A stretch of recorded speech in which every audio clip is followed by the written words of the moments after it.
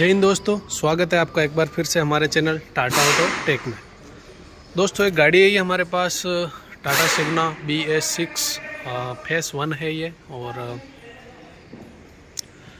Customer का कहना है कि गाड़ी मेरी दब रही है और रास्ते में जो है चेक लाइट या MI लैंप वगैरह आई थी गाड़ी में, लेकिन अब कोई लाइट गाड़ी में नहीं है। ठीक है, और गाड़ी में एवरेज का भी इशू है। तो कस्टमर की बात को सुन के हमने इसमें लैपटॉप इनसाइड कनेक्ट किया। इनसाइड कनेक्ट करने के बाद जो हम लोग फॉल्ट कोड देख रहे हैं उसमें फॉल्ट है 1117। इससे शायद कोई फ़र्क नहीं पड़ेगा। ठीक है, एक है 11267, 11268, 3135, 4489, 14672। सो दोस्तों, मुझे ऐसा लगता है इस गाड़ी में जो दिक्कत है मेन वो 3135 ये फॉल्ट है, और दूसरा इसमें 11268 और 11267, ये तीनों ही फॉल्ट जो है लगभग सेम कंडीशन पे आते हैं, 11268 और 3135। ठीक है, इन फॉल्टों पे काम करते हुए काफ़ी टाइम हो गया है, तो हमें ऐसा लगता है कहीं ना कहीं इन्होंने जो DF बाहर से लिया है और उसी DF के कारण ये फॉल्ट आया है। ठीक है, अब उस बाहर वाले DF के कारण ये फॉल्ट कैसे आया है, तो हम लोग पहले तो इस फॉल्ट को खोलेंगे। ठीक है, समझते हैं कि ये फॉल्ट क्या कह रहा है, इस पे हमें क्या काम करना होगा। ठीक है, तो इसको हम जैसे ही फॉल्ट को खोलते हैं तो ये कह रहा है the after treatment diesel particulate filter outlet pressure sensor is reading at erratic value. जो डिफरेंशियल प्रेशर सेंसर है, DP सेंसर, उसका जो आउटलेट का जो प्रेशर है उसकी वैल्यू सही नहीं है। ठीक है, तो थोड़ा और जानते हैं, इसको स्क्रॉल डाउन करते हैं। ठीक है, नीचे की तरफ चलते हैं तो शॉप टॉक में हम लोग देखेंगे ये possible cases of this fault code include by. इस फॉल्ट पे जो है क्या क्या दिक्कत हमें देखने को मिल सकती है। तो stuck in range after treatment diesel particulate filter outlet pressure sensor reading. ठीक है, दूसरा high resistance in the after treatment diesel particulate filter outlet pressure sensor signal और रिटर्न वायर। तो हमने सप्लाई तो इसमें चेक कर ली है, सप्लाई का कोई इशू नहीं लग रहा है, ना कोई कहीं पे तार इसमें टच है। ठीक है, तीसरा है इसमें higher than accepted diesel particulate filter outlet pressure. तो जो तीसरा ऑप्शन है, तीसरे पे ये कह रहा है कि आपका जो DP सेंसर है उसका आउटलेट का प्रेशर है वो ज़्यादा हो रहा है। ठीक है, तो इसी तरीके से आप लोग यहाँ समझ सकते हैं कि इस फॉल्ट में हमें क्या क्या काम करना चाहिए। जो बाहर का काम है बाकी का वो हम लोग सब चेक कर चुके हैं, तो इसमें हमें लगता है कि यही फॉल्ट है कि इसका कहीं ना कहीं जो है आउटलेट का जो प्रेशर है वो बढ़ रहा है। अब आउटलेट का प्रेशर बढ़ने का कारण क्या हो सकता है? ठीक है, आउटलेट का प्रेशर बढ़ने का कारण बिल्कुल सिंपल सी बात है कि कहीं ना कहीं SCR पे कुछ ना कुछ जो है जमा है। ठीक है, SCR कहीं ना कहीं इसका चौक हो रहा है, इसीलिए उसका प्रेशर जो बढ़ रहा है।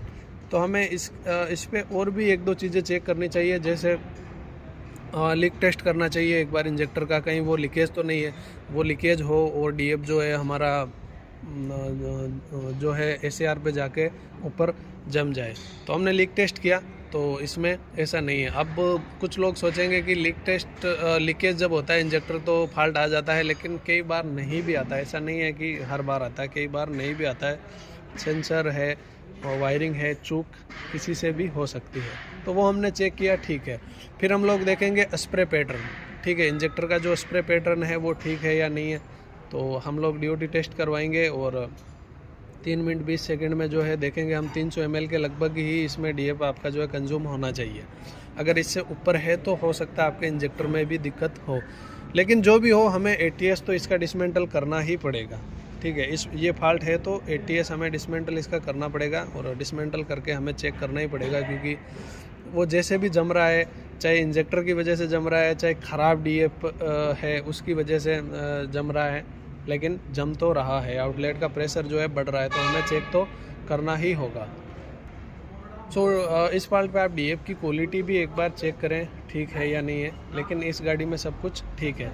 अगर जितनी चीज़ें मैं आपको बोल के बता रहा हूँ वो चीज़ें अगर मैं करके दिखाऊँ तो ये वीडियो लगभग 1 घंटे के ऊपर का चला जाएगा। इसीलिए मैं जो बोल रहा हूँ उस चीज़ों पे ध्यान दें, वीडियो को स्किप ना करें, ठीक है। वीडियो में देखने लायक कुछ चीज़ है नहीं कि भाई यहाँ कुछ रील वगैरह जैसा होगा या कोई डांसिंग वगैरह हो रहा होगा, ऐसा कुछ भी नहीं है। इंटरेस्टेड लोग ही इस वीडियो को पूरा देखेंगे जिसको जो है काम में इंटरेस्ट है। तो चलिए हम लोग मोटा मोटी मेरी बात को आप लोग समझ गए। जो लोग नहीं समझ रहे हैं वो लोगों के लिए भी एक रास्ता है। नीचे डिस्क्रिप्शन में इंस्टाग्राम का लिंक जो है आपको मिल जाएगा, वहाँ पे आप इंस्टाग्राम पे आइए, मुझे फॉलो कीजिए, मैसेज कीजिए, ठीक है। हो सके वहाँ पे मैं आपको नंबर भी दे दूँ और हम लोग बातचीत कर सकते हैं। और बहुत जल्दी मैं जो है हर वीडियो पे ऊपर ही नंबर में अटैच करने वाला हूँ, ठीक है। तो हम एक दूसरे की जो प्रॉब्लम है वो सॉल्व करते रहेंगे। सो दोस्तों अभी के लिए इतना ही। अब हम लोग खोलते हैं इसका ATS, ठीक है। आप लोग हर फॉल्ट को खोल के देख सकते हैं कि वो फॉल्ट खुद बताएगा कि हमें इस पर काम क्या करना है। जो ये फॉल्ट हमें बता रहा है, ठीक है, वो सारी चीज़ें हम कर चुके हैं। सिर्फ एक काम हमने नहीं किया है, वो है जो ACR हमने खोल के चेक नहीं किया है, वो अब हम लोग खोलेंगे, ठीक है। खोल के आपको बताते हैं कि क्या उसमें वाकई में जमा हुआ है या फिर ये सेंसर जो है हमें गलत बता रहा है, ठीक है। तो चलिए ATS हम लोग डिसमेंटल करते हैं। ATS बाहर निकाल के अब आपको वीडियो दिखाई जाएगी, क्योंकि मैं एक एक चीज़ का अगर आपको दिखाने लगूँ तो लगभग 1-1.5 घंटे का वीडियो चला जाएगा। आप लोग को जो है 10-12 मिनट का वीडियो बर्दाश्त नहीं होता है पूरा देखने के लिए, तो फिर 1-1.5 घंटे का वीडियो आप कभी भी नहीं देखोगे। चलिए ATS खोलते हैं। सो दोस्तों सारी चीज़ें चेक करने के बाद फाइनली हमने ATS जो है बाहर निकाल लिया है इसका, और अब हम इसको करेंगे डिसमेंटल, ठीक है। ATS का आपको मालूम है, इसका ATS 4 पार्ट में है। ये पहला पार्ट DOC है, दूसरा DPF है, तीसरा मिक्सचर चैम्बर है और चौथा ACR और ASC एक साथ में ही है। तो हम जिस फॉल्ट की बात कर रहे थे, ठीक है, वो जो फॉल्ट है इस ट्यूब का है, ये पाइप का, ठीक है। वो कह रहा था कि डिफरेंशियल प्रेशर सेंसर की जो आउटलेट ट्यूब है उसका जो यहाँ से वो सेंस कर रहा है, यहाँ का प्रेशर जो है ज़्यादा है, ठीक है। वो इनलेट है, वहाँ से जो प्रेशर आ रहा है मान लो 5 के लगभग 2 kPa का प्रेशर आ रहा है, ठीक है। यहाँ तक वो प्रेशर ठीक बता रहा है, ये यहाँ से रीडिंग कर रहा है, एक ट्यूब यहाँ लगी हुई है। लेकिन यहाँ से गुजरने के बाद यहाँ पे जो है प्रेशर आके बढ़ रहा है, ठीक है। प्रेशर बढ़ेगा तो ही वो फॉल्ट आएगा। 11,268 और 31,35। अब प्रेशर क्यों बढ़ रहा है? आगे तो मिक्सचर है, ठीक है, ये खाली जगह है, यहाँ पे जो है यूरिया स्प्रे होता है और ये अपना ACR है। तो हो सकता है यहाँ पे कुछ फॉल्ट हो, आगे कोई चीज़ जाम है तभी तो यहाँ पे प्रेशर जो है बढ़ रहा है। तो इसी के लिए हमने इसको खोला है और खोल के इसको हम लोग करेंगे चेक, ठीक है। और इस ATS पे कोई अगर आपको और जानकारी चाहिए, किस चीज़ पे वीडियो बनानी है, आप लोग मुझे कमेंट सेक्शन में बताएं, उसी पे मैं जो है वीडियो बनाऊंगा, ठीक है। तो 31-35 फॉल्ट पे जो है आज काम हो रहा है। चलिए इसको डिसमेंटल करते हैं और देखते हैं इसमें क्या दिक्कत है।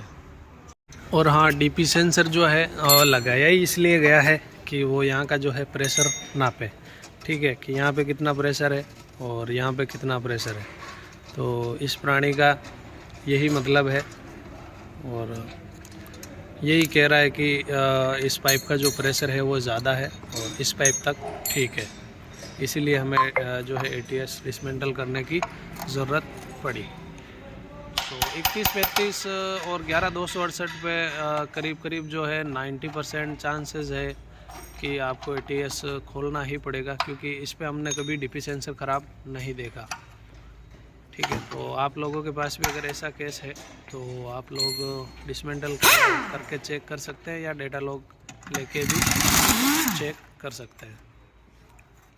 और बिना वारंटी वाले के आप लोगों को अगर जानना है कि इसका मेल वगैरह कैसे डाला जाता है और आप को किसी की भी मदद ना लेनी पड़े और आप खुद ही ये डिसमेंटल करवा लेवे और खुद ही क्लीन करें, खुद सामान मंगाए कमीन से, तो उसके लिए मेल में क्या क्या किस किस चीज़ों की ज़रूरत होती है उस पर भी अगर आप लोग चाहते हैं तो कमेंट सेक्शन में बताएं, उस पर भी वीडियो बनाएंगे कि क्या क्या चीज़ों की ज़रूरत होती है कमेंट्स में मेल डालने के लिए।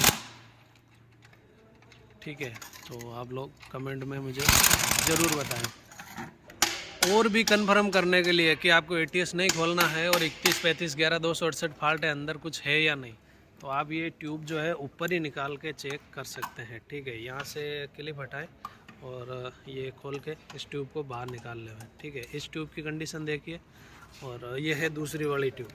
ठीक है, इस ट्यूब से आराम से पता चल रहा है कि अंदर कुछ ना कुछ इसमें जमा है। ये ट्यूब इसकी वाइट हो रही है। ठीक है, और जाम होने के कारण जो है टेम्परेचर भी यहाँ का थोड़ा बड़ा होगा, इसलिए ये थोड़ी जो है आपको ब्राउनिश ये रेड दिख रही है इस ट्यूब पे।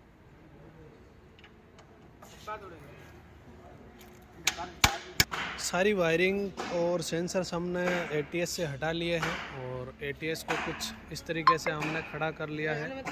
और अब आप लोगों को करना क्या है कि ये जो इसके ब्रैकेट है वो आउट ना हो फिटिंग करते टाइम में, इसलिए आपको कुछ इस तरीके से इस पर मार्क कर लेना है। ठीक है, ताकि वापस फिटिंग करने में कोई भी दिक्कत ना आए। मान लो आप खोल के गए हो, कोई दूसरा बंदा जो है वो फिटिंग करने आ रहा है, तो वो मार्क देख के आराम से इसको फिटिंग कर लेगा। ठीक है, मार्क टू मार्क मिला देगा।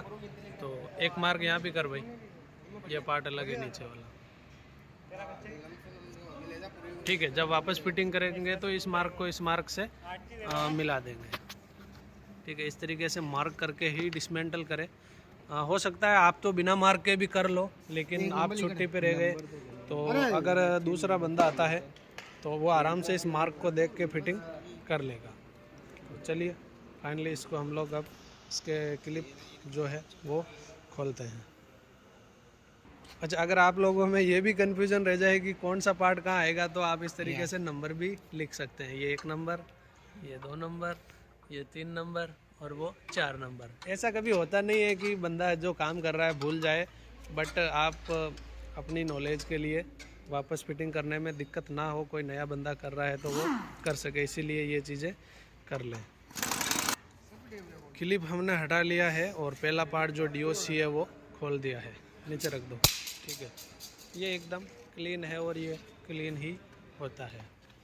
ठीक है, ये इसका DPF फिल्टर, इसको हम लोग हटाते हैं।